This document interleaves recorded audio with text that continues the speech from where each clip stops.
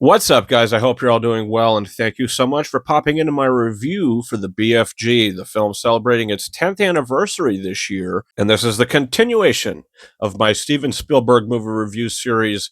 The last review I did was for Lincoln, for a Spielberg film, and then he had Bridge of Spies.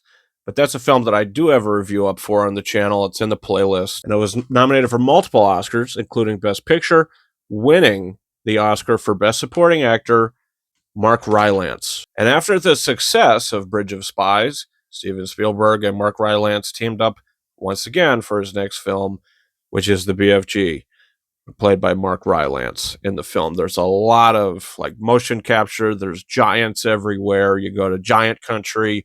And look, this is a film that when I first saw it, I was kind of like, okay, that was fine. Spielberg said, okay, let me just take a breather with this one and make a fantasy film with Melissa Matheson writing the script. I just know she passed away. And I believe she's also the screenwriter for E.T. And I think that the movie is fine. You have little Sophie who gets snatched from the orphanage by the BFG, and they start to have a bond throughout the film, and it's very sweet. By the end of it, it's like, okay, this is a warm hug kind of a film. But it doesn't really go beyond the surface. I mean, you have the evil villains in the film. They're all the giants and the ones that are bullying Mark Rylance throughout the whole entire thing. So, there's just a lot of elements to the movie. If this movie was tightened up a little bit in the editing room, I feel like it probably would be a lot better.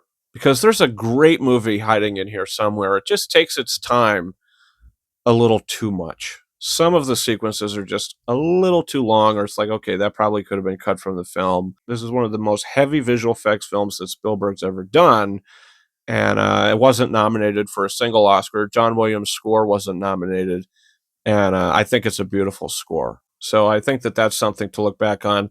The direction is okay, but I feel like it's more of a flex on the visual effects more than anything. The BFG is an okay film. It's not a bad movie, but it doesn't really go beneath the surface. It's an extremely light watch. And with that, I think it should have been a little shorter. Because if you have really nothing else to say, why are you having almost a 2-hour movie? So that probably was why the movie didn't perform too well at the box office. But the BFG, I'm going to give the film 3 out of 5 stars. I think it's okay. I think it's watchable. I'd watch it again. But I do think that there are other Spielberg movies like Empire of the Sun or Amistad that are better. E.T. especially, light years better than the BFG. But it's an okay movie, and I'm happy to be talking about it again for its 10th anniversary. What's your thoughts on the film? Also, don't forget to hit that subscribe button because I'm going to be talking about Steven Spielberg's The Post in probably a month on the channel. Ready Player One is another film that I've already got a review for on the channel. I don't think I'm going to re-review that one, but I'm certainly going to rewatch it.